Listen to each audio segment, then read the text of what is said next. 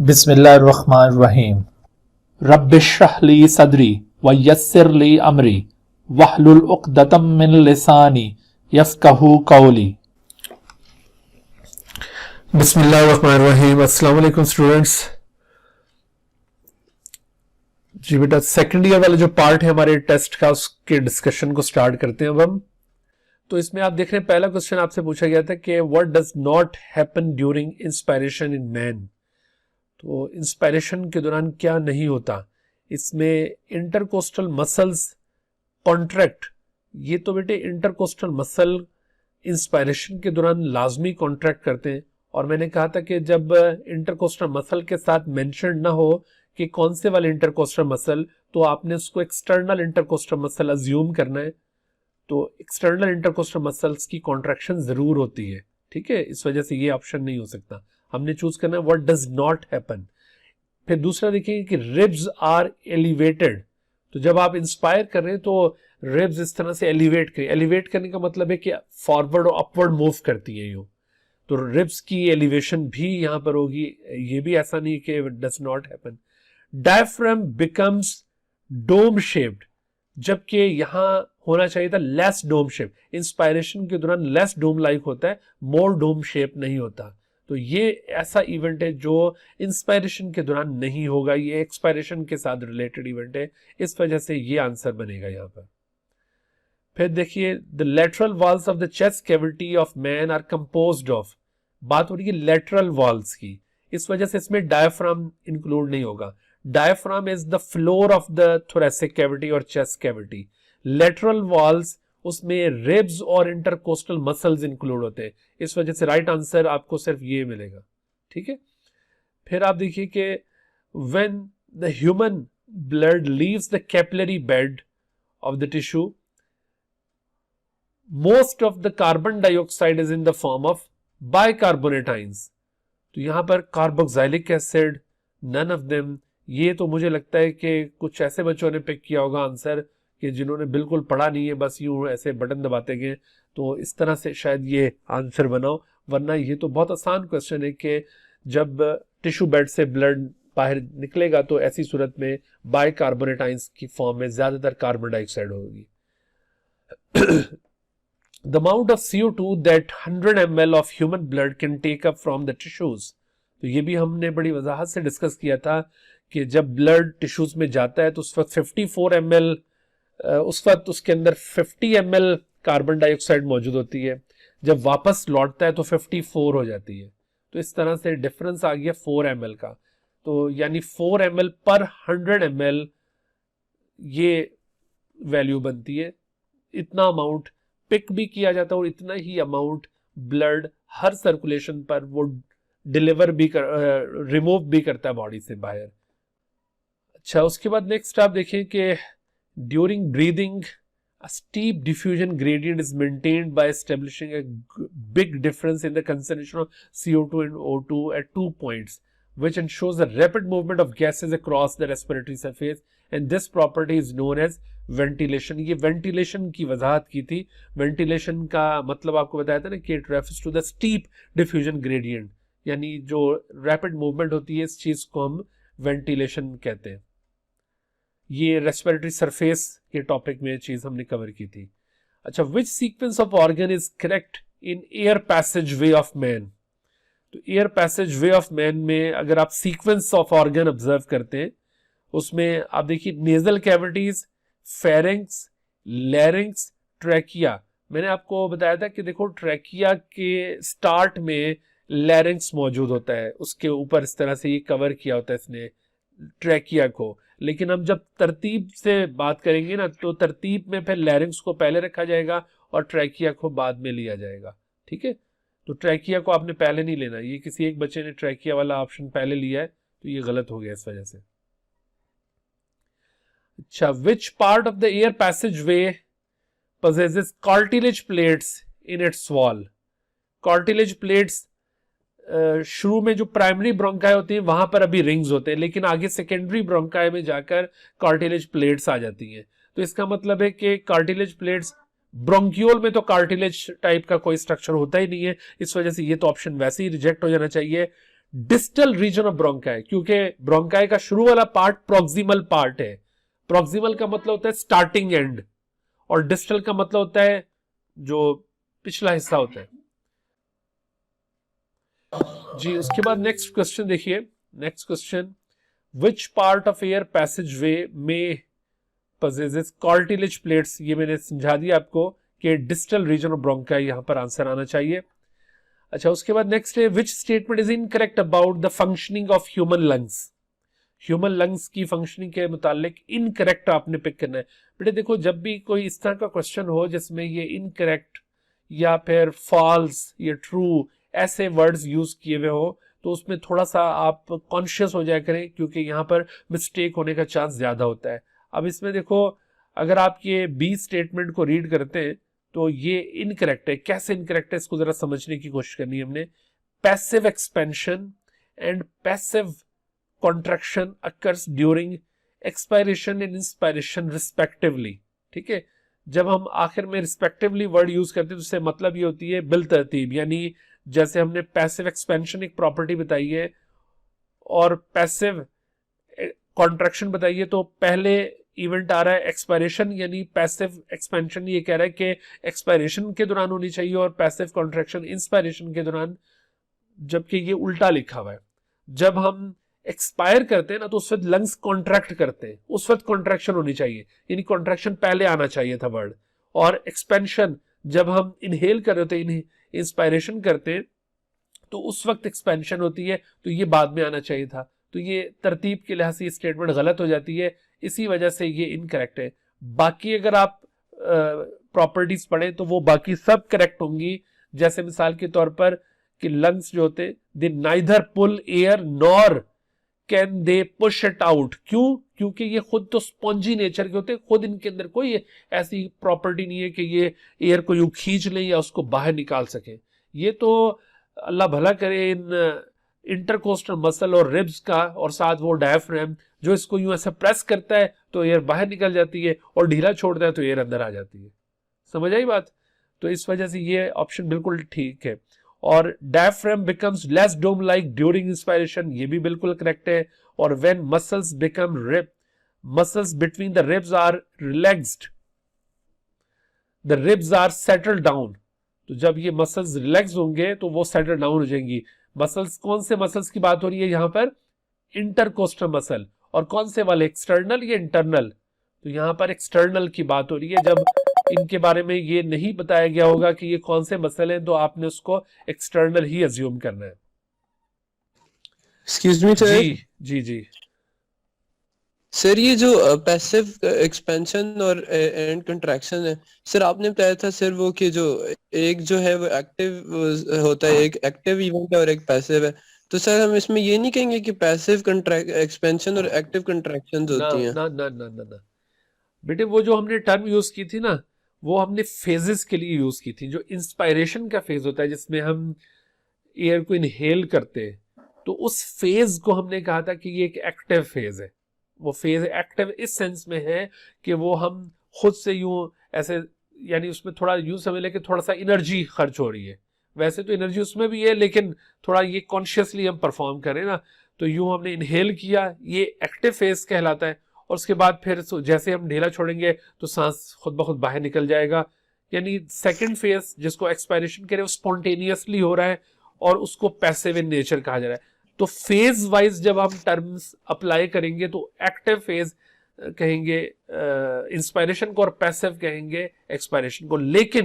लेकिन जब हम लंग्स के बारे में बात करेंगे, तो मैंने आपको समझाया था कि लंग्स स्पॉन्जी नेचर के होते हैं, ये खुद से कॉन्ट्रैक्ट रिलैक्स नहीं कर सकते, यानी इनके अंदर जो कॉन्ट्रैक्शन रिलैक्सेशन है वो एक्टिव नेचर की नहीं है।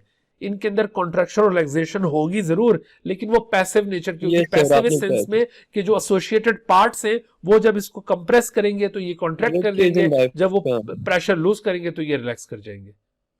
अब समझ आई बात भाई? Yes sir. जी सर आपसे वो एक्चुअली सर आपने उस दिन बताया था ना कि इंस्पायरेशन जो है उसको आपने कंट्रैक्शन के साथ याद रखना है और एक्सपायरेशन को उससे। तो सर वो एक्चुअली एसोसिएटेड पार्ट से ना मैं ये कंफ्यूज हो गया, मैंने लंग्स की एक्सपेंशन को जी, हो रही है ना यहाँ पर उधर, बात लंग्स उन की हो रही है, यहाँ पर सारे हम वो मसल्स ये की बात नहीं कर ये रहे, चीज हम खराब यहाँ करी। पर लंग्स की यस बात कर रहे हैं। बिल्कुल, अब आप सही पहुंचे। सॉरी। अच्छा, उसके बाद आप देखें which event is not associated with the activity of the expiration, तो उसमें कॉन्ट्रैक्शन ऑफ डायफ्राम ये इंस्पायरेशन के साथ लिंक्ड है ये एक्टिविटी। अदरवाइज अगर आप देखिए more dome like shape of the diaphragm, ये भी एक्सपायरेशन के साथ एसोसिएटेड है। Backward and downward movement of the rib cage या रिलैक्सेशन ऑफ इंटरकोस्टल मसल, ये सारी एक्सपायरेशन के साथ associated activities except the first one. फिर नेक्स्ट क्वेश्चन में oxygen carrying capacity of the blood does not depend upon quantity of the blood. क्यों? क्योंकि असल में हम ऑक्सीजन कैरिंग कैपेसिटी को per unit volume of blood define करते हैं। हम ये कहते हैं कि भाई हमारे ब्लड का 100 ml कितनी ऑक्सीजन को कैरी कर रहा है, या 1 लीटर ब्लड कितनी ऑक्सीजन को कैरी कर रहा है, या फिर 1 ml ब्लड कितनी ऑक्सीजन को कैरी कर रहा है। ठीक है, हम ये टोटल जो क्वांटिटी होती है ना ब्लड, उसके लिहाज से नहीं कह रहे होते। मिसाल के तौर पर देखो, जैसे एक छोटा बेबी है, उसकी बॉडी के अंदर ब्लड बहुत थोड़ा सा होगा, जाहिर है। एक एडल्ट ह्यूमन बीइंग है, उसकी बॉडी के अंदर ब्लड बहुत ज्यादा होगा। तो अब 100 ml ब्लड उस बेबी की बॉडी के अंदर जितनी ऑक्सीजन कैरी कर रहा होगा, उतना ही 100 ml ब्लड हमारे बॉडी के अंदर भी ऑक्सीजन को कैरी कर रहा होगा। तो ऑक्सीजन कैरिंग कैपेसिटी ये क्वांटिटी ऑफ ब्लड पर डिपेंड नहीं कर रही। यहाँ पर मतलब क्वांटिटी से ये है कि वो छोटे बेबी के अंदर थोड़ा ब्लड है तो ऐसा नहीं है कि उसकी ऑक्सीजन कैरिंग कैपेसिटी कम होगी और हमारे पास ज्यादा ब्लड है तो हमारी ज्यादा हो जाएगी, ऐसे नहीं है। बल्कि हम ये चूंकि पर यूनिट वॉल्यूम इसको डिफाइन करते हैं, तो इस वजह से ये क्वांटिटी ऑफ ब्लड पर डिपेंड नहीं कर रही। क्लियर हुई बात ये? सर इसमें external which condition does not reduce the oxygen carrying capacity of the blood. तो यहां पर फिर उसी तरह और बहुत सारे मिस्टेक्स हुई है यहाँ। अब आप देखिए सिर्फ एक बच्चे का करेक्ट आंसर है, तो इसमें देखें does not reduce the oxygen carrying capacity slightly alkaline pH such as 7.4। तो ये तो ऑप्टिमम पीएच है, इसकी वजह से तो ऑक्सीजन कैरिंग कैपेसिटी रिड्यूस नहीं होगी। अदरवाइज इंक्रीज्ड CO2 कंसंट्रेशन वो भी ऑक्सीजन कैरिंग कैपेसिटी को अफेक्ट करेगा, हाई टेम्परेचर भी अफेक्ट करेगा, डिक्रीज CO2 कंसंट्रेशन भी अफेक्ट करेगा। बट ये जो स्लाइट अल्कलाइन पीएच सच है 7.4, ये तो आइडियल पीएच है। तो वैसे मैं हैरान हूं कि ये सिर्फ एक ही बचेगा, ठीक है। तो हालांकि ये क्वेश्चन बड़ा आसान होना चाहिए था। अच्छा, फिर देखिए नेक्स्ट क्वेश्चन है diaphragm in man is made of which of the following muscle. तो उसमें डायफ्राम किस चीज का बना हुआ है जी? तो डायफ्राम स्मूथ मसल्स नहीं बल्कि स्केलेटल मसल्स का बना हुआ है। Diaphragm is made up of skeletal muscles. अच्छा, उसके बाद नेक्स्ट क्वेश्चन, ये सबका गलत। ओहो, ये क्या है भाई? Surfactant secreted by alveolar epithelium consist of lipoprotein, glycoprotein होता है। राइट आंसर इज ग्लाइकोप्रोटीन, और सब ने लिपोप्रोटीन पिक किया है। ये सर गलत ये तो बुक नहीं में आंसर तो है, एक मिनट लिपोप्रोटीन इसको था चेक करना सर, होगा। बुक में लिपोप्रोटीन था हाँ, सर। फिर ये मिस्टेक हो गई है, ये आप सबका ठीक है आंसर। अच्छा, ये की गलत यहाँ पर ऑप्ट हो गई है, आई एम सॉरी। एक मिनट ठहरिएगा। लो जी, आप सबका ठीक हो गया आंसर, ये सही है, lipoprotein. Thank you sir ji. The diameter of bronchiole is generally, तो ब्रोंकियोल का डायमीटर कितना है? 1 मिलीमीटर और लेस, क्योंकि 1 मिलीमीटर से पहले उसे ब्रोंकियोल नहीं कहते, वो ब्रोंकाई होते हैं, और उसके बाद फिर ये ब्रोंकियोल रीजन शुरू हो जाता है। अच्छा, basic functional unit of lung is alveoli. Air sac term अगर हम एल्वुलाई का ऑप्शन ना देखें ना, तो फिर एयर सैक वाली टर्म को ऑप्ट कर सकते हैं। But in the presence of alveolus या एल्वुलाई टर्म, आप एयर सैक को पिक नहीं करेंगे, ठीक है, क्योंकि ये एयर सैक एक नॉन टेक्निकल टर्म है, जनरल टर्म है, और एल्वुलाई ये स्पेसिफिक टर्म है। तो स्पेसिफिक की मौजूदगी में जनरल ऑप्शन की तरफ नहीं जाते। सर कई एमसीक्यूज के बुक में एयर सिक लिखा हुआ है सर। वहां पे एल्विलाई वाला ऑप्शन नहीं होगा, वहां पर एल्विलाई वाला ऑप्शन नहीं दिया होगा। ठीक है, मैं यही तो आपको बात समझा रहा हूं कि अगर एल्विलाई वाला ऑप्शन ना हो तो फिर सेकंड पॉसिबल आंसर क्या होगा, एयर सैक। देखो एमसीक्यूज में बेटे रिलेटिव आंसर होता है ना, बाज का 2 आंसर या 3 आंसर ठीक होते हैं, लेकिन उनमें से जो ज्यादा नियरेस्ट आंसर होता है वो राइट आंसर होता है, बाकियों को फिर हम प्रेफर नहीं करते। और वो जब नहीं हो जो नियरेस्ट था, फिर जो सेकंड नियरेस्ट होगा वो राइट आंसर बनेगा, वो भी ना हो तो फिर थर्ड जो नियरेस्ट होगा यानी वो जो दूर वाला था वो फिर उसको पिक किया जाएगा। तो यूं इस तरह से एमसीक्यूज का ये असूल होता है अटेम्प्ट करने का, उसमें हम सबको ठीक नहीं मान लेते।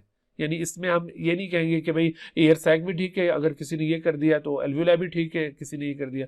नो, इसमें एल्विलाई स्पेसिफिक टर्म है और एयर सैक जनरल टर्म है। ठीक, which of the following factor, जी फारूक साहब आप क्या कह रहे हैं? सर जब माने कि एक एमसीक्यूज है उसके 4 ऑप्शंस हैं जी सर, 2 का हमें पता है कि वो तो गलत ही हैं। जी 2 जो है सर अब उनमें हम कंफ्यूज हैं, जी तो उसमें से हम कौन सा चूज करें जरा थोड़ा अगर हमें लग रहा है कि करीब उसमें करीब से है। जैसे अभी आपके सामने ये सिचुएशन आ गई ना, तो इसमें से जो मोर टेक्निकल टर्म होगी, जो ज्यादा राइज है, उसको आप पिक करेंगे। और वो जो राइज टर्म है वो ये एल्विलाई टर्म है, ये एयर सैक एक जनरल टर्म है। ठीक है, तो बाज का तो ऐसा होता है कि 2 जो कंट्रास्ट वाले ऑप्शन आ जाते हैं ना, जिनमें मुकाबला हो जाता है, वो दोनों अल्टरनेटिव टर्म्स होती हैं, यानी वो बिल्कुल इक्वली अल्टरनेटिव होती हैं। मिसाल के तौर पर जैसे आपने वो हेम्बर्जर्स फेनोमेनॉन और क्लोराइड आयन शिफ्ट एक चीज पढ़ी थी ना, तो ये दोनों बिल्कुल अल्टरनेटिव टर्म है। जहां पर ये दोनों अलग अलग ऑप्शन में लिखी होंगी तो आप ये पिक करें या ये पिक करें, इसमें कोई हर्ज नहीं होगा। ठीक है, लेकिन ये इस केस में जो आप अभी देख रहे हैं, तो यहां पर ये एयर सैक या फिर एल्विलाई, तो किसको पिक करना चाहिए, एल्विलाई को। इसी तरह से मिसाल के तौर पर अगर यहां पर कोई ऑप्शन होते इस तरह कि एक होता वर्ल्ड ट्रैकिया और एक लिखा होता विंड पाइप, तो विंड पाइप जो है वो नॉन टेक्निकल टर्म है, सादी टर्म है, और जबकि टेक्निकल टर्म है ट्रैकिया, तो यहां पर हम प्रेफर करेंगे ट्रैकिया को। ये एक दूसरे के बिल्कुल अल्टरनेटिव टर्म्स नहीं है। मेरी बात समझ रहे हैं आप? Yes sir. बिल्कुल इसी तरह सर से क्योंकि जैसे एमसीक्यू में एक जगह पर लिखा हुआ है डायफ्राम और एक जगह पर लिखा हुआ है floor of the chest cavity. आप देखो floor of the chest cavity Yes, sir. General wording है, बट एक्चुअल उसके लिए टर्म क्या यूज हो रही है, डायफ्राम। तो डायफ्राम को आप करेंगे सही जी। सर वो ऐसे ही होता है कि एमसीक्यू जो बनाते हैं ना, थोड़ा बच्चों को कंफ्यूज करने के लिए ऐसा करते हैं। जी 2 तो उससे पता चल जाता है कि वो नहीं है, जो दूसरे 2 होते हैं ना, उसमें से एक तो पढ़ा हुआ होता है, उसे पता है, और एक उसको मतलब जैसे आप बता रहे हैं फ्लोर ऑफ इंशाल्लाह द बेटे चेस्ट ये कैविटी हमारे बोल साथ दिया प्रैक्टिस डायफ्राम करते रहेंगे तो फिर मिस्टेक नहीं होगी इंशाल्लाह। Okay sir. जी, which of the following factor does not directly affect the capacity of hemoglobin to combine with oxygen? तो उसमें देखिए ये CO2 प्रेशर, इसका डायरेक्ट इफेक्ट होता है, टेम्परेचर का भी डायरेक्ट इफेक्ट होता है ऑक्सीजन बाइंडिंग कैपेसिटी के ऊपर, पीएच वैल्यू भी, लेकिन ग्लूकोज लेवल के साथ इस तरह से डायरेक्टली ऑक्सीजन कैरिंग कैपेसिटी का कोई ताल्लुक नहीं बनता। तो इस वजह से राइट आंसर ये ऑक्सीजन ग्लूकोज लेवल है। Respiratory pigment in muscles is called myoglobin. ये तो स्ट्रेट फॉरवर्ड था, तो ये बड़ा आसान क्वेश्चन था, इसके बावजूद ये एक बच्चे ने यहाँ पर हीमोग्लोबिन और हीमोसाइनिन को पिक किया है, तो ये गलत। सर जी जी बेटा। सर अब चूंकि मसल्स में आ गए हैं, अगर लिखा होता कि आरबीसीज में है तो फिर हम हाइमोग्लोबिन को पिक करते। बिल्कुल अब चूंकि सर मसल्स में आ गए जी तो बिल्कुल, इसमें हमें फिर जाहिर सी बात है हमें पता होना चाहिए, तो फिर हम मायोग्लोबिन ही बिल्कुल बिल्कुल। अच्छा, left lung has dash lobes whereas the right lung, तो ये लेफ्ट लंग के अंदर 2 लोब्स और राइट के अंदर 3 लोब्स हैं। ये बड़ा आसान क्वेश्चन था, ये ठीक हुआ सबका। For the diffusion of gases effectively the respiratory surface must possess following properties except it must be thin, यानी और लिखा हुआ मोर देन 1 मिलीमीटर, ये मोर देन 1 मिलीमीटर वाली बात गलत है। बाकी वाली बातें ना वो सारी ठीक है, जैसे it must B moist and permeable, ये वाली बात भी बिल्कुल ठीक है। It should possess large surface area, ये भी ठीक है. It should possess a good blood supply, ये भी ठीक है.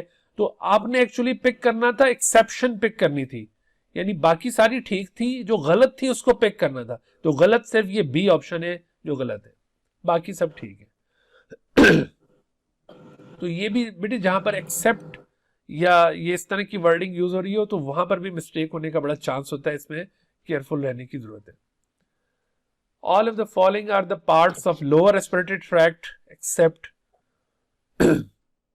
तो उसमें oesophagus is not the part of respiratory tract. Oesophagus हमारे डाइजेस्टिव सिस्टम में इंक्लूडेड है और बाकी सारे ये रेस्पिरेटरी ट्रैक्ट का हिस्सा है. हाँ जी, उसके बाद नेक्स्ट क्वेश्चन है, the external openings of the nose are called nostrils, और जबकि इंटरनल हॉलो कैविटीज उन्हें क्या कहते हैं, नेजल कैविटीज. ये भी बड़ा आसान था, इसके बावजूद यहाँ पे मिस्टेक की है. एक्सक्यूज मी जी सर. बेटा बोलिए. सर जी ये लैरिंक्स ब्लूस्टन टेक्स्ट बुक में है सर, अपर रेस्पिरेटरी ट्रैक्ट में शामिल हो. गलती से हो गया होगा, लैरिंक्स. गलती से हो गया होगा. अच्छा sir. Ji sir ji. Okay sir. There is no doubt. Sir ji sir मैंने सिर्फ इतना पूछना था, चूंकि जैसे अपनी लोब्स का बताया सर कि 2 लोब्स होते हैं लेफ्ट में और राइट में 3 लोब्स होते हैं. जी जी. सर इसकी कोई खास वजह तो नहीं है? क्योंकि मैंने वो जब हम ट्रैकिया में पढ़ते हैं ब्रोंकाई एंड ब्रोंक्यूल्स में, तो उसमें सर 2 ब्रोंकाई है लेफ्ट लंग में हाँ जी और 3 बिल्कुल. वो इसी वजह से नंबर ऑफ ब्रोंकाई में भी फर्क आ जाता है ना, लोब्स की वजह से. तो असल में जो लेफ्ट लंग होता है उसके साथ वो हार्ट को भी जगह मुहैया की हुई होती है ना, थोड़ा सा प्लॉट उसको दिया हुआ होता है, तो इस वजह से लोब 2 रह जाती है वहां पे. अच्छा, तो उसके बाद नेक्स्ट देखिए कि there are 2 nasal cavities which are proportionate partitioned by means of nasal septum which is the part of nasal bone. nasal bone अभी हम आगे skeleton पढ़ेंगे तो वहां पर आपको ये facial bones भी पढ़ाएंगे. तो उसमें nasal bone है जिसका ये septum होता है, जिससे दोनों nasal cavities 2 हिस्सों में divided होती हैं. अच्छा, फिर anterior parts of the nasal cavities near the nostrils जहां पर hairs present है which is called as vestibule. ये बहुत आसान था. Both the nostrils and nasal cavities are lined by mucous epithelium भी होती है और साथ साथ सीलिया भी मौजूद होते हैं. तो both of them बिल्कुल ये राइट आंसर है. Which of the following helps the in moistening of inhaled air? तो उसमें moistening के अंदर ये कुछ बच्चों ने पिक कर दिया all of them. तो बेटे moistening में hairs का कोई काम नहीं है, ना ही सीलिया का कोई काम है. मॉइस्टनिंग का फीचर असल में म्यूकस के साथ एसोसिएटेड है. ठीक है. अच्छा, then cilia present in nasal cavities move the trapped substances towards the pharynx, क्योंकि यहां पर नेजल कैविटीज के अंदर जो सीलिया होंगे वो म्यूकस को पीछे धकेलेंगे फेरेंक्स की तरफ. वो अलग बात है कि अगर ये म्यूकस ज्यादा प्रोड्यूस होना शुरू हो गया है जुकाम की हालत में तो वो आगे की तरफ आना शुरू हो जाता है, जैसे सिचुएशन इस वक्त मेरे साथ चल रही है. तो अदरवाइज इसने नॉर्मली किस तरफ जाना है, टुवर्ड्स द फेरेंक्स. सही. उसके बाद नेक्स्ट है विच of the following warms the inhaled air. अब देखो वार्मिंग इफेक्ट इसका ताल्लुक ब्लड कैपिलरीज के साथ है, इसका ताल्लुक म्यूकस के साथ नहीं है, इसका ताल्लुक सीलिया के साथ नहीं है या हेयर के साथ नहीं है. ये जो नेजल एपिथेलियम के साथ एडजेसेंट ब्लड कैपिलरीज मौजूद होती हैं, सुपरफिशियल ब्लड कैपिलरीज, तो उनकी हीट की वजह से, उनकी हरारत की वजह से दरअसल एयर वार्म हो जाती है. When you exhale the diaphragm, तो अगेन मैकेनिज्म ऑफ ब्रीथिंग में से क्वेश्चन है. तो जब आप एक्सहेल करते हैं तो डायफ्राम कैसा हो जाता है, रिलैक्स करता है एंड मूव्स अपवर्ड, यानी वो मोर डोम लाइक हो जाएगा एक्सहेलेशन के दौरान. ठीक है, तो इस तरह से ऊपर की तरफ. Which of the following system is more closely associated with the respiratory system in exchanging gases between the cells and the environment? तो उसमें देखो सर्कुलेटरी सिस्टम, मैंने आपको बताया था कि चूंकि गैसेस को ट्रांसपोर्ट करना होता है तो उसमें रेस्पिरेटरी सिस्टम के साथ सर्कुलेटरी सिस्टम मिलकर काम कर रहा होता है ताकि ये गैसेस का एक्सचेंज प्रॉपरली हो सके अप टू द डेस्टिनेशन. जी बेटा. सर इसमें एक्सक्रीटरी सिस्टम नहीं आ सकता? एक्सक्रीटरी सिस्टम किस मुनासबत से आपके जहन में आ रही है बात? शाबाश, बोलिए। सर लंग्स भी तो जैसे इनहेल कर रहे होते हैं और फिर उनको एक्सहेल कर रहे होते हैं, यानी इसी तरह एक्सक्रीशन के साथ भी इसका मतलब इसके लिंक नहीं बनता सर एक्सक्रीशन के साथ? बेटे एक्सक्रीशन को हम डिफाइन करते हैं रिमूवल ऑफ मेटाबॉलिक वेस्ट या नाइट्रोजनस वेस्ट, ठीक है। Removal of Okay. Metabolic waste या नाइट्रोजनस वेस्ट की रिमूवल को एक्सक्रीशन कहा जाता है। तो ये चूंकि रेस्पिरेटरी सिस्टम के साथ बिल्कुल बिल्कुल आपका जो पॉइंट है उसको हम काफी हद तक इसको कंसिडर कर सकते हैं कि उसमें जैसे कार्बन डाइऑक्साइड हमारे रेस्पिरेटरी मेटाबॉलिज्म से प्रोड्यूस होने वाली एक वेस्ट है, तो उसको रिमूव किया जा रहा है। लेकिन यहाँ पर क्वेश्चन की जो नवैयत है ना वो थोड़ी सी डिफरेंट है। वो यहाँ पर बात पूछ रहा है कि रेस्पिरेटरी सिस्टम के साथ एसोसिएट कौन कर रहा है, यानी उसमें ये नहीं है कि रिजेम्बलेंस किसकी है। यहां पर अगर होता है ना कि कौन सा सिस्टम है जो रेस्पिरेटरी सिस्टम के साथ किसी हद तक रिजेम्बलेंस रख रहा है, तो फिर तो हम एक्सक्रीटरी सिस्टम को पॉइंट आउट कर सकते थे।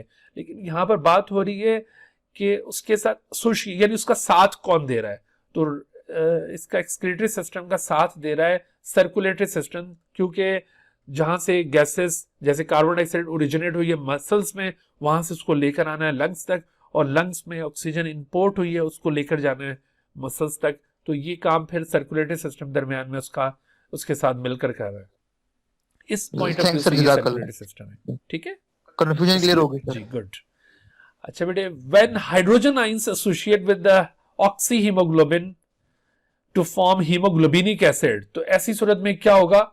ऐसी सूरत में ऑक्सीजन रिलीज हो जाएगा, ठीक है। O2 is release to the tissues, blood में नहीं बल्कि ये टिश्यूज को रिलीज हो जाएगा। जैसे ही ये हादसा टिश्यू बेड में होता है तो फौरन ही ये ऑक्सीजन रिलीज होता है और चला जाता है टिश्यूज के अंदर। तो ये आंसर यहां पे बिल्कुल फिट आ रहा है। Sum of the inspiratory reserve volume, tidal volume and expiratory reserve volume is called, तो इसको वाइटल कैपेसिटी कहते हैं। टोटल लंग कैपेसिटी, उसके अंदर रेजिडुअल वॉल्यूम भी आ जाता है, जबकि यहां पर वो रेजिडुअल वॉल्यूम का जिक्र नहीं किया हुआ था। अगर वो भी ऐड कर दिया जाए तो then total lung capacity achieve होगी। अदरवाइज अगर रेजिडुअल वॉल्यूम माइनस कर दे तो वाइटल कैपेसिटी अचीव होती है। सर जी सर टोटल लंग कैपेसिटी तो उस सूरत में होगी ना सर कि जब हम इनहेल और एक्सहेल दोनों को सर मिलाएंगे, उसमें चार चीजें मिलाते हैं। इंस्पायरेटरी रिजर्व वॉल्यूम यानी जो मैक्सिमम इंस्पायरेशन करते हैं, टाइडल वॉल्यूम जो नॉर्मल ब्रीदिंग के दौरान हम एयर को इनहेल कर रहे हैं, एक्सपायरेटरी रिजर्व वॉल्यूम जो मैक्सिमम एक्सहेल करते हैं हम जिस चीज को, और इसके साथ साथ जो रेजिडुअल वॉल्यूम जो ऑलवेज परसिस्ट करता है हमारे लंग्स के अंदर। जब इन सब को इकट्ठा करेंगे तो तब हमारी टोटल लंग कैपेसिटी अचीव होगी। मैंने कैपेसिटी और वॉल्यूम्स में फर्क बताया था कि कैपेसिटी जो होती है वो 2 और मोर वॉल्यूम्स का सम होता है, ठीक है। तो total lung capacity is the sum of all volumes. अच्छा, all of the following influence upon the rate of breathing except, तो मेडुला ऑब्लंगेटा भी रेट ऑफ ब्रीदिंग के ऊपर इन्फ्लुएंस करता है। इमोशंस भी हमने डिस्कस किया था, लिम्बिक सिस्टम के जरिए वो भी इफेक्ट कर रहे होते हैं, और जो access of CO2 in blood है वो भी इफेक्ट करेगा। बट हंगर यानी किसी शख्स को भूख लगी हुई है तो ऐसी सूरत में कोई उसका ब्रीदिंग रेट फास्ट हो जाए या स्लो हो जाए, इसका कोई ताल्लुक नहीं है। सही। Which of the following factor is most effective in accelerating the rate of breathing in man? तो मैंने इसमें बताया था कि जब CO2 ज्यादा होता है ना तो उसको रिमूव करने के लिए रेट ऑफ ब्रीदिंग इंक्रीज होता है। Lack of oxygen is not the main stimulus. Main stimulus है excess of CO2 in the blood. अच्छा, फिर देखिए diaphragm represent some of the muscles involve with breathing. अच्छा, यहां पर डायग्राम वाला क्वेश्चन है, मैं एक मिनट डायग्राम साथ ले आओ।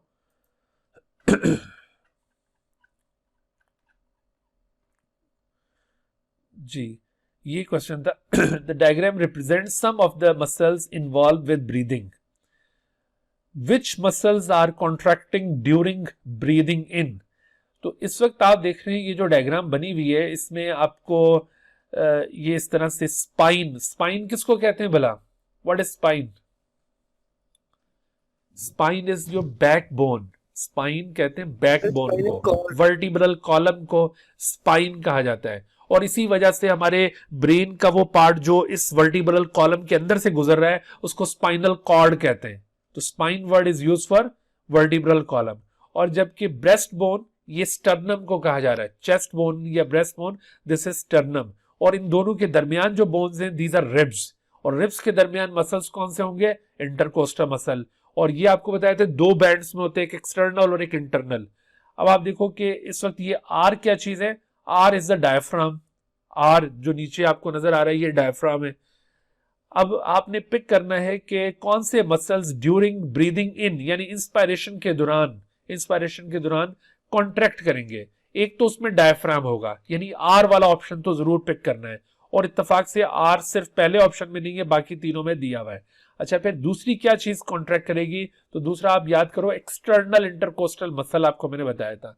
तो अब हम एक्सटर्नल इंटरकोस्टल मसल कैसे पिक करेंगे कि क्यू एक्सटर्नल है या पी एक्सटर्नल है। तो इसका क्राइटेरिया ये होगा, देखो कि इस वक्त जो आपको डायग्राम नजर आ रही है उसमें आपको आर यानी डायफ्राम ये मोर डोम लाइक नजर आ रहा है या लेस डोम लाइक नजर आ रहा है? सर मोर डोम लाइक, मोर डोम लाइक, वेरी गुड, ठीक है, ये मोर डोम लाइक है। मोर डोम लाइक का मतलब है कि इस वक्त ये रिलैक्स्ड होंगे, आर मसल्स यानी डायफ्राम मसल ये रिलैक्स्ड होंगे। जब ये रिलैक्स होंगे तो उस वक्त जो एक्सटर्नल इंटरकोस्टल मसल वो भी रिलैक्स होंगे, क्योंकि वो इसके पैरेलली वर्क करते हैं। तो जो मसल रिलैक्स होता है ना वो पतला हो जाता है और इलोंगेट कर जाता है, और जो मसल कॉन्ट्रैक्ट करता है तो वो थोड़ा सा थिक हो जाता है और शॉर्ट हो जाता है। तो इस वक्त आप देखिए ये जो दो लाइनें नजर आ रही हैं इसमें आपको क्यू थिन नजर आ रहा है या पी थिन नजर आ रहा है, which one is thin? Sir Q इस वक्त थिन नजर आ रहा है, क्यू जो है वो थिन नजर आ रहा है। इसका मतलब है कि क्यू ये एक्सटर्नल इंटरकोस्टल मसल है जो कि इस वक्त रिलैक्स है, क्योंकि डायफ्राम भी रिलैक्स है। और जब कॉन्ट्रैक्शन ये ब्रीदिंग इन होगी तो उस वक्त फिर क्यू भी कॉन्ट्रैक्ट करेगा और फिर आर भी कॉन्ट्रैक्ट करेगा। तो क्यू आर वाला ऑप्शन यहाँ पे दुरुस्त होना चाहिए।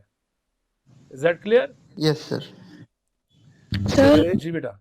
सर ये एक्सपायरेशन भी है जिसमें ये मोर डोम शेप है, और अगर इंस्पायरेशन होगी तो फिर तो ये इसमें कंट्रैक्शन दूसरे वाले की होगी ना। तो जब बेटे इस वक्त ये रिलैक्स्ड है ना, क्यू रिलैक्स्ड है, अभी इस वक्त एक्सपायरेशन वाली स्टेट है। जब इंस्पायरेशन वाली स्टेट आएगी, ब्रीदिंग इन होगी, तो फिर क्यू को कॉन्ट्रैक्ट करना है और आर को भी कॉन्ट्रैक्ट करना है। पूछा गया है कि which muscles are contracting during breathing in. जब ब्रीदिंग इन होगी तो उस वक्त कौन से मसल कॉन्ट्रैक्ट करेंगे, ठीक है?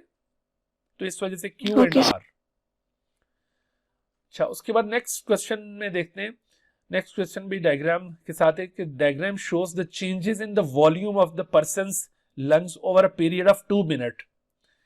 अच्छा, what could cause the change in the pattern of the graph between point X and Y. अब देखो ये जैसे हम वो स्पायरोमेट्री से ग्राफ लेते हैं ना, तो ये वही उसी तरह का ग्राफ बना हुआ है। तो इसमें ये टाइडल वॉल्यूम शो किया हुआ है, ये जैसे ये टाइडल वॉल्यूम, और ये कब होता है, at the time of rest. लेकिन अब आप देखो ये जो टाइडल वॉल्यूम है ये बहुत ज्यादा उसकी इंक्रीज हो गया है। टाइडल वॉल्यूम वो रेस्ट वाला टाइडल वॉल्यूम नहीं रहा, बल्कि अब वो जैसे इंस्पायरेटरी रिजर्व वॉल्यूम और एक्सपायरेटरी रिजर्व वॉल्यूम ऐसे डीप ब्रीदिंग शुरू हो गई है। तो नॉर्मल ब्रीदिंग से क्या हुआ है, डीप ब्रीदिंग की तरफ शिफ्ट हो रहा है। एक्स वाले पॉइंट के ऊपर नॉर्मल ब्रीदिंग है और वाई वाले पॉइंट के ऊपर डीप ब्रीदिंग है। तो अब ये पैटर्न जो चेंज हुआ है इसमें क्या हुआ है कि changing from running to walking, अगर हम पहले भाग रहे थे और फिर वॉक करना शुरू हो गए तो तब ये वाला पैटर्न आएगा। आप क्या समझते हैं, ऐसा होगा फिर क्या रनिंग नो में sir, normal changing from walking to running हाँ होगा सर, सर। इसका ऑपोजिट होना चाहिए था फिर। Changing from Yes, sir. Walking to running, जब हम वॉक डी कर रहे होंगे तो होगा। नॉर्मल ब्रीदिंग, लेकिन जैसे ही रनिंग Yes, शुरू sir. करेंगे तो एकदम डीप ब्रीदिंग शुरू हो जाएगी। ठीक सर है, जी, क्योंकि जब हम भागते हैं बिल्कुल। तो हमारी हार्ट बीट तेज हो जाती है, तो साथ ब्रीदिंग रेट भी फास्ट होता है, ठीक है। और ये जो सी ऑप्शन है कि changing from sleeping to waking up या फिर changing from waking up to sleeping, तो इसका कोई रिलेशन नहीं है कि सोने और जागने के दौरान में कोई ब्रीदिंग रेट के ऊपर कोई फर्क नहीं पड़ रहा होता। आप सोते हुए भी जिस तरह से ब्रीथ कर रहे हैं और जागते हुए भी रेस्ट की हालत में उसी तरह से ब्रीथ कर रहे होंगे, लेकिन ब्रीदिंग में फर्क आएगा जब आप वॉकिंग या रनिंग कर रहे होंगे उस दौरान। तो इस तरह से ये बी ऑप्शन यहाँ पे बिल्कुल रेलेवेंट है। अच्छा, फिर उसके बाद देखिए diaphragm shows the part of the human gas exchange system. Diagram shows the part of the human gas exchange system. What part are labelled structures. तो उसमें देखो two must be the larynx. तो लैरिंग्स वाले column के अंदर 2 को pick करना आपने. 2 दिया हुआ है बी में भी और डी के अंदर भी. इसका मतलब है ए और सी तो वैसे रिजेक्ट हो जाने चाहिए आंसर. सही. उसके बाद आप देखिए ये जो 1 है ये लाजमी तौर पर क्या होना चाहिए, ट्रैकिया होना चाहिए. तो ट्रैकिया वाला ऑप्शन, ट्रैकिया वाले कॉलम के अंदर 1 देखें, ये बी वाले और फिर ये डी दोनों के साथ 1 दिया हुआ है. अच्छा, फिर 3 क्या होना चाहिए भाई, ब्रोंकस होनी चाहिए. तो 3 ब्रोंकस ये आपको बी ऑप्शन में मिल रहा है, डी में नहीं मिल रहा. इसका मतलब है कि डी भी एक्सक्लूड हो गया, फिर आंसर सिर्फ बी रह गया हमारे पास. और ये जो 4th है ये ब्रोंक्यूल्स हैं. बिल्कुल, तो B is the right answer. ठीक है भाई, क्लियर होगी बात. कोई पूछना चाह रहा था, कोई क्वेश्चन, बीच में आवाज आ रही थी. सर जी जी सर, कुछ लोग जब सर बुरे सपने देखते हैं, उठ जाते हैं, तो सर इसका रेस्पिरेटरी यानी गैसेस एक्सचेंज तो तेज होता है सर. जी बिल्कुल, वो तो अब एक्स्ट्रा ऑर्डिनरी सिचुएशन हो गई ना. आप आराम से अच्छे अच्छे सपने देख रहे हो तो फिर तो कोई फर्क नहीं पड़ेगा. Okay sir. ठीक है. अच्छा बेटे, उसके बाद देखिए सर वैसे ये भी बहुत डिफरेंट सी चीज है ना कि कैसे जो ड्रीम्स होते हैं वो इफेक्ट कर रहे होते हैं हमारी बॉडी को. जी बिल्कुल बिल्कुल ये मिडल ओब्लेंगेंटा की जरिए से नहीं होते हैं क्या सर? बिल्कुल. तो देखो वो ड्रीम्स भी ब्रेन की एक्टिविटीज ही होती है ना. ब्रेन ही असल में वो हमें इस तरह के मुख्तलिफ सोते हुए में इस तरह के ख्याल दिखा रहा होता है. अच्छा, तो उसके बाद नेक्स्ट क्वेश्चन है, the diagram shows the rib cage of some of the muscles involve in breathing as seen from the side. सही.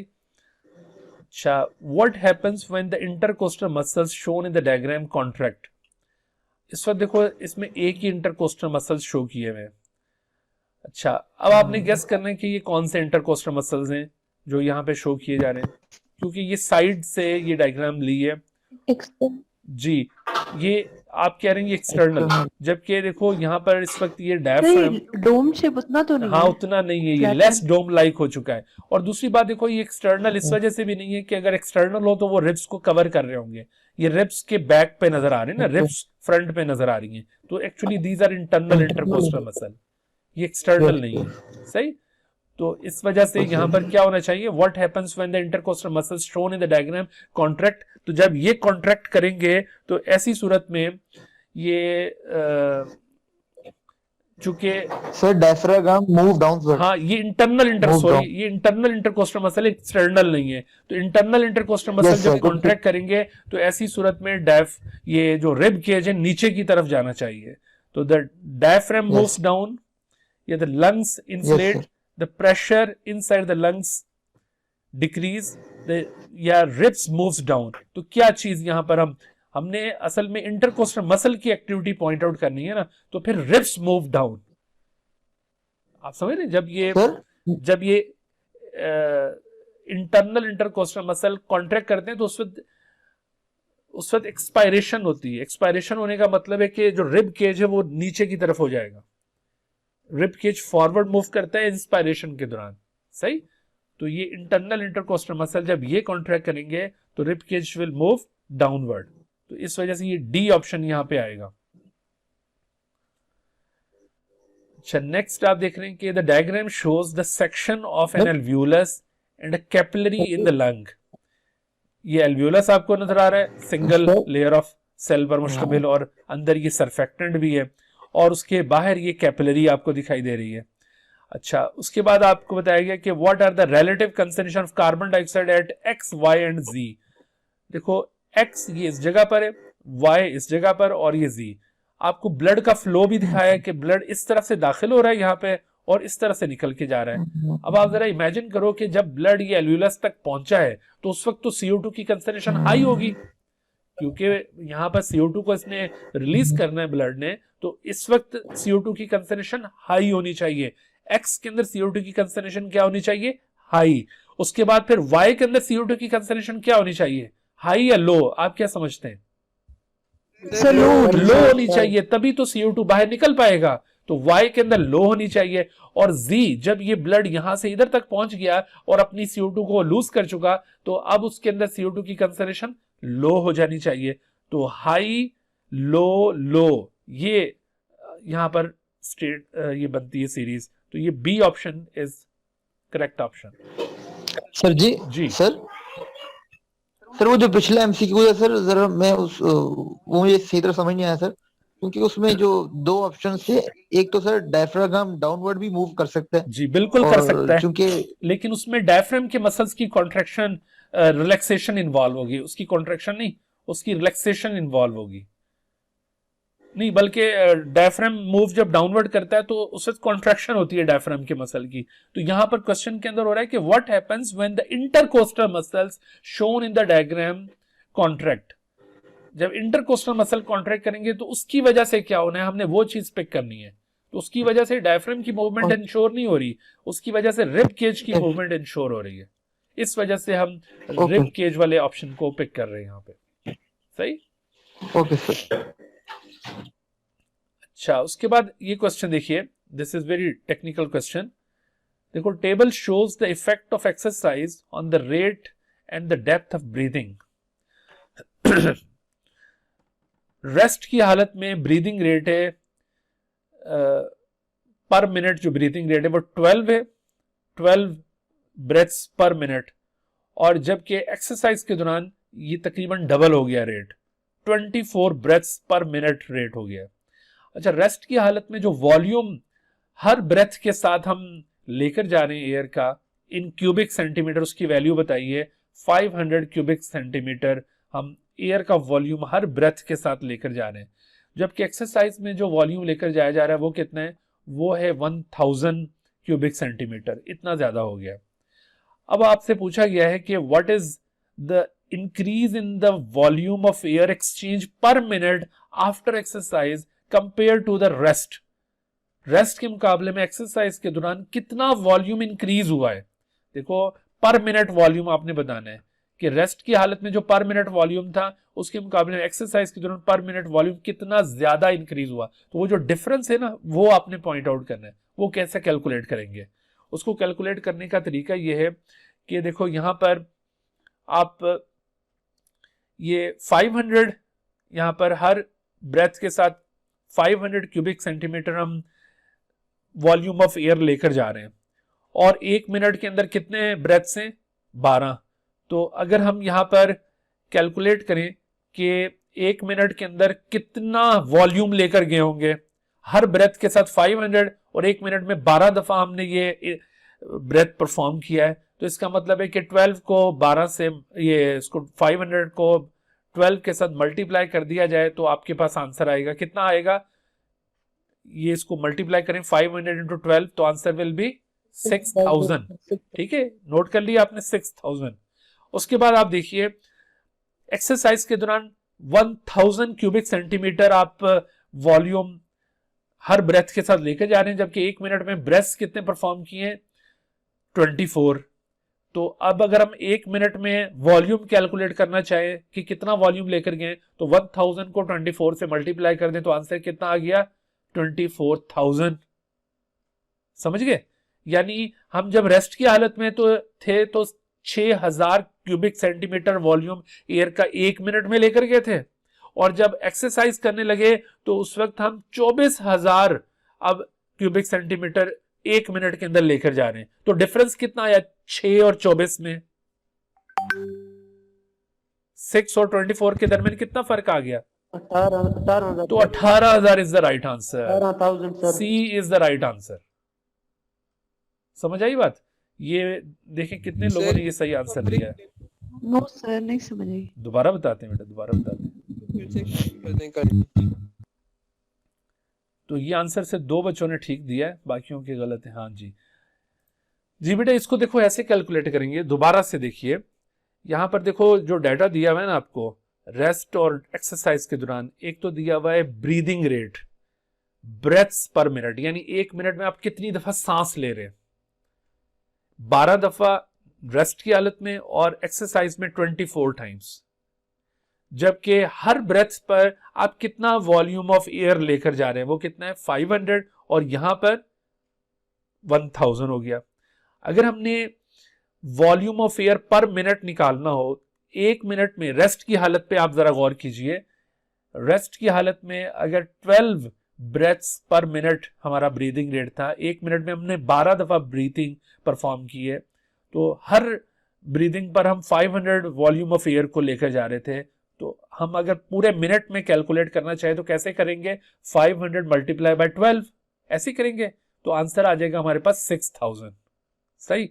जबकि हम एक्सरसाइज के दौरान अगर इसी तरह से वॉल्यूम ऑफ एयर को काउंट करना चाहें कि पूरे 1 मिनट में कितना वॉल्यूम ऑफ एयर, 1 मिनट में हमने 24 दफा ब्रीथिंग परफॉर्म की है और हर दफा हमने 1000 क्यूबिक सेंटीमीटर एयर को इनहेल किया है, तो इस तरह से ये 1000 मल्टीप्लाई बाय 24, तो आंसर आ गया 24000।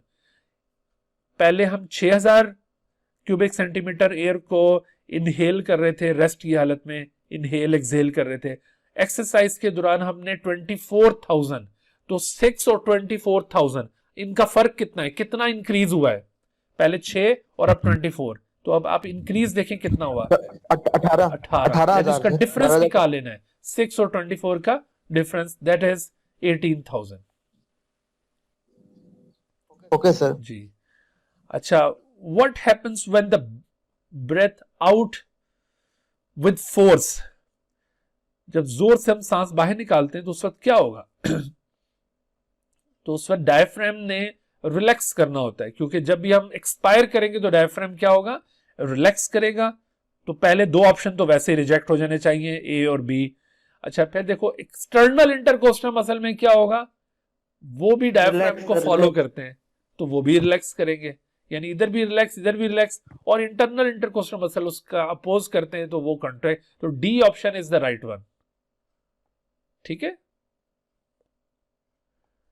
अच्छा, which changes occur as a person exercises, जब हम एक्सरसाइज करते हैं तो हमारी डेप्थ ऑफ ब्रीदिंग और ब्रीदिंग रेट पे क्या फर्क पड़ेगा, यानी एक्सरसाइज करेंगे तो हमारी जो डेप्थ ऑफ ब्रीदिंग है वो गहरे गहरे सांस लेंगे या छोटे छोटे सांस लेंगे, हम गहरे गहरे सांस लेंगे, गहरे गहरे, और उसके साथ साथ ब्रीदिंग रेट के ऊपर क्या फर्क पड़ेगा, वो भी इंक्रीज हो जाएगा, दोनों इंक्रीज होंगे। Therefore D is the right answer. ठीक है, एक्सरसाइज में ये दोनों चीजें इंक्रीज होती हैं और रेस्ट में ये दोनों कम हो जाते हैं। जी बेटा। सर एक क्वेश्चन है सर, मैं ये कहना चाह रहा था कि जब हम एक्सरसाइज या कोई वर्कआउट कर रहे होते हैं तो सर उस टाइम हमें जो सांस है वो जल्दी जल्दी आ रहा होता है, मतलब हम जल्दी जल्दी कर रहे होते हैं, तो सर हमारा उस टाइम जो डेप्थ ऑफ ब्रीथिंग है सर वो कैसे मतलब इंक्रीज हो रहा होता है, क्योंकि हम जो सांस है वो जल्दी जल्दी ले रहे होते हैं, ब्रीथिंग रेट बढ़ रहा होता है। बेटे देखो, एक्सरसाइज की हालत में अभी इसने ये जो पीछे क्वेश्चन दिया है तो इसके अंदर आपको एक डाटा दिया है कि जब आप एक्सरसाइज में ब्रीदिंग परफॉर्म करते हैं तो उसमें वॉल्यूम ऑफ एयर में कितना फर्क पड़ा है, ज्यादा हो गया ना।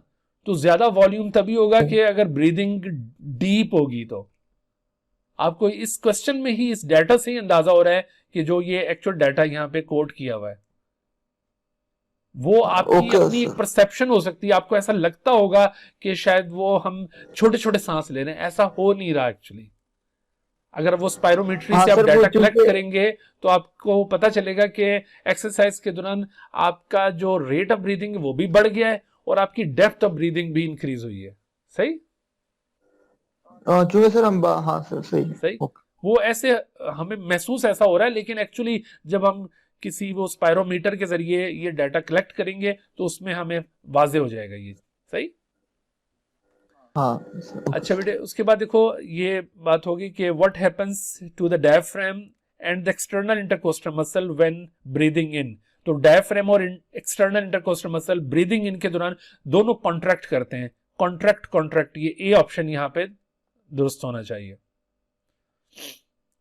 और ये क्वेश्चन देखिए कि the diaphragm shows N alveolus, the diagram shows an alveolus and an associated blood capillary, at which point will be the greatest rate of diffusion of carbon dioxide occur। अब इसमें देखो यहां पर ये आपको दिखा है linked to pulmonary artery। आपको याद है बेटे पल्मोनरी आर्टरी फर्स्ट ईयर में आपने पढ़ा होगा, ये डीऑक्सीजनेटेड ब्लड कंटेन करती है, यानी कार्बन डाइऑक्साइड रिच ब्लड होता है इसके अंदर, और ये लंग्स की तरफ लेकर जाती है ब्लड को ताकि उसमें से कार्बन डाइऑक्साइड से छुटकारा पाया जा सके। याद है? तो इसका मतलब है कि ये जो एंड इसका पल्मोनरी आर्टरी के साथ लिंक है, तो यहां पर CO2 की कंसंट्रेशन हायर होनी चाहिए। क्लियर होगी बात? और जबकि ये जो लिंक्ड टू पल्मोनरी वेन है, यहां पर ब्लड क्लीन हो जाएगा, यानी कार्बन डाइऑक्साइड की कंसंट्रेशन यहां पर लो हो जाएगी। और जबकि एल्व्यूलस के अंदर कार्बन डाइऑक्साइड की कंसंट्रेशन लो है, तो देखो जो एंड इसका पल्मोनरी आर्टरी के साथ लिंक है, वहां पर CO2 की कंसंट्रेशन ब्लड में बहुत ज्यादा और एल्व्यूलस में बहुत कम। तो यहां पर इस जगह पर जो एक्सचेंज होगा, मेरा कर्सर आपको नजर आ रहा है, ये जो ग्रीन से कलर का कर्सर है, pointer. Yes sir, yes sir, हाँ जी, यस सर। तो ये बेटे देखो, ये जिस जगह पर मैं आपको ये यहाँ पर इस तरह से ये डी वाले पोर्शन के ऊपर आपको जहां डी लेबल किया हुआ है, यहाँ पर ये पॉइंट आउट करके दिखा रहा हूं कि इस जगह पर जो एक्सचेंज ऑफ गैस होगा, यानी कार्बन डाइऑक्साइड का जो रेट ऑफ डिफ्यूजन है वो हाईएस्ट होगा। क्यों? क्योंकि ब्लड के अंदर उसकी CO2 बहुत, उसकी कंसंट्रेशन बहुत ज्यादा है और एल्व्यूलस में उस वक्त बहुत कम है। लेकिन जैसे जैसे ब्लड आगे जाता जा रहा है, तो अब CO2 की कंसंट्रेशन ब्लड में कम होती जा रही है और एल्व्यूलस की एयर के अंदर CO2 का लेवल बढ़ता जा रहा है। इस वजह से रेट ऑफ डिफ्यूजन अब ग्रेजुअली कम होता जाएगा। आपको ये पता है ना कि जो रेट ऑफ डिफ्यूजन है वो कंसंट्रेशन ग्रेडियंट पर डिपेंड करता है कि दो अतराफ डिफरेंस कितना है कंसंट्रेशन का। जितना ये डिफरेंस ज्यादा होगा, स्टीप ग्रेडियंट होगा, तो उतना ज्यादा रेट ऑफ डिफ्यूजन होगा। तो इस वजह से हाईएस्ट डिफ्यूजन रेट कहां पर पाया जाएगा? At D point. D sir, D. बिल्कुल। अच्छा, उसके बाद देखिए कि human pharynx is conventionally divided into 3 sections. Which of the following is the correct descending sequence? तो इसमें करेक्ट डिसेंडिंग सीक्वेंस क्या होना चाहिए? सबसे पहले नेजोफेरिंक्स, फिर ओरोफेरिंक्स, फिर लैरिंगोफेरिंक्स। तो ए ऑप्शन यहाँ पे करेक्ट डिसेंडिंग सीक्वेंस है। हाँ जी, लैरिंक्स या voice box is composed of an external skeleton of dash that prevents collapse of the structure. तो voice box larynx cartilage plate sir, cartilage plates पर ये मुश्तमिल है। External skeleton of cartilage plates, जो कि उसको कोलैप्स नहीं होने देता। अच्छा, 2 fibrous bands which are located in the larynx are called vocal cords. Vocal cord sir, इनको ट्विन इनफोल्डिंग्स भी कहा जाता है या fibrous bands भी कहा जाता है। The trachea descends from the larynx at the level of 5th thoracic vertebra. देखो ये अगर हम बैकबोन में जो थोरेसिक वर्टिब्री उनको काउंट करें 1 2 3 टोटल 12 होती हैं, तो जो 5वीं वर्टिब्री है vertebra, thoracic vertebra, 5th thoracic vertebra, उस लेवल पर आकर ये बाइफुर्केट हो जाएगा। पहले ये ट्रैकिया ऐसे आ रहा है और फिर उसके बाद ये 2 ब्रोंकाई में डिवाइड हो जाएगा। जी बेटा क्या कह रहे हैं सर? जी जी पूछिए सर। जी हेलो जी बोलिए बेटा। सर, मैं ये कहना चाह रहा था कि ये वाला एमसीक्यू है सर, ये जरा डायग्राम शो कर देंगे सर, जो 5th थोरेसिक वर्टिब्रा आप जो कह रहे हैं। बिल्कुल बेटा बिल्कुल, डायग्राम से जरा थोड़ा वाज़ेह जी हो जी जाए। बिल्कुल बिल्कुल। देखो ये आपको एक मिनट, हाँ जी देखो ये यहाँ पर इस तरह से ये ट्रैकिया नीचे उतर रहा है और ट्रैकिया एक जगह पर आकर इस तरह से 2 हिस्सों में डिवाइड हो जाता है। तो ये जहां पर ये 2 हिस्सों में डिवाइड हो रहा है ना, तो इसके पीछे यहाँ पर पीछे बैकबोन है। तो बैकबोन में ये यहाँ पर थोरेसिक वर्टिब्री है। मैं यहाँ पर इसका 1 मिनट कलर चेंज करूं, जस्ट अ मिनट। हाँ जी, ये सपोज करो ये रेड कलर में ये पीछे हम यहाँ पर इसकी थोरेसिक वर्टिब्री शो कर रहे हैं। ये 1, ये 2, ये तीसरा थोरेसिक वर्टिब्रा, ये चौथा और ये 5वां। तो ये at the level of 5th thoracic vertebra 1 2 3 4 5 वहां पर आकर ये बाइफर्केट हो गया है। देखो वर्टिब्री हमारी ट्रैकिया के बिहाइंड डॉर्सल साइड पर है, लेकिन हमने इनको ना आपस में यूं कोरिलेट किया हुआ है कि at the level of 5th thoracic vertebra ये ट्रैकिया इस तरह से बाइफुरकेट हो जाता है इनटू 2 ब्रोंकाई। टोटल ये थोरेसिक वर्टिब्रा कितनी होती है? 12। तो ये जब आप चैप्टर पढ़ेंगे स्केलेटन का तो उसमें ये सारा स्केलेटन आपके सामने वाजे हो जाएगा वहां पर जाकर। ठीक है बेटा? Okay, thanks sir. जी सर्वाइकल वर्टिब्रा। जी बेटा, तो ये 5th thoracic। उसके बाद फिर ये which of the following divides to form 2 smaller tubes called primary bronchi. Primary bronchi कहां से बनती हैं भाई? ऑब्वियसली ट्रैकिया से। ट्रैकिया की डिवीजन से प्राइमरी ब्रोंकाई ओरिजिनेट होंगी। अच्छा, there are dash secondary bronchi in the left lung and dash secondary bronchi in the right lung. तो ये वही 2 and 3। बिल्कुल 2 and 3 आंसर आएगा। बिल्कुल A. And the last question is each lung is conical in shape with its base resting on the diaphragm के ऊपर ये rest कर रही होती है, and its apex extending superiorly to a point approximately 2.5 centimeter superior to the clavicle। ये जो clavicle bone है ना, यहाँ से थोड़ी सी उसकी ये ऊपर की तरफ निकल रही होती है जो इसकी एपेक्स है, तो नीचे ये डायफ्राम। तो राइट आंसर क्या बना? Diaphragm and clavicle, C is the right answer. ठीक है बच्चों, तो इस तरह से ये आपका टेस्ट कंप्लीट हुआ यहाँ पर आकर। Dear viewers, thank you for watching this video. If you have not subscribed this channel, kindly subscribe it and also press the bell icon below so that you could be notified about any new video lecture from Biology Guardian. And also do not hesitate to ask any question regarding this lecture. My contacts are shown on the screen. Thank you once again.